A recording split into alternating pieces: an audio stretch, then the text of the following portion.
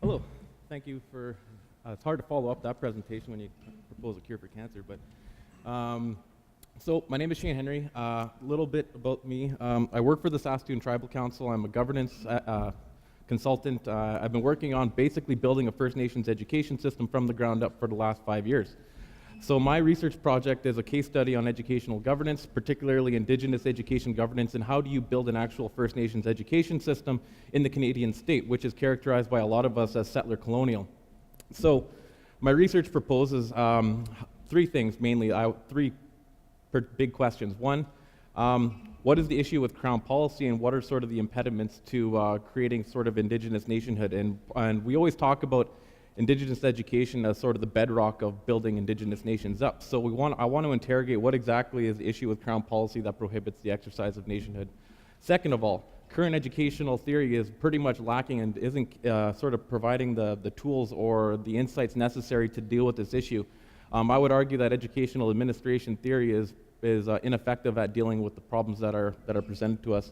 And third, the journey is a unique one. We got 7 First Nations across 2 treaty areas, 3 different linguistic groups that are working together on creating a system. First Nations working together in this area is like herding cats, and I don't know if any of you have dealt with federal bureaucrats before, but it's an extreme challenge to try to get people to align their interests and to basically not move the discourse from defining what treaty isn't to defining what treaty is. And so I'm trying to move the conversation forward to basically to get out of this sort of reductive, recursive conversation that we're having at the moment and saying, like, this isn't treaty, this isn't treaty. We're 7 First Nations coming together to say this is what treaty really is.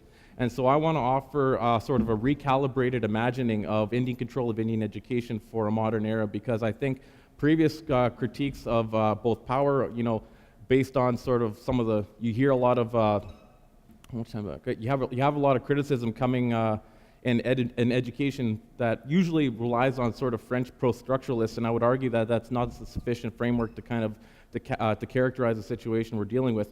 And so that's ultimately what it is. It's a case study on how we're doing it and sort of critiquing the current Crown policy and the current lack of theory within education to support it.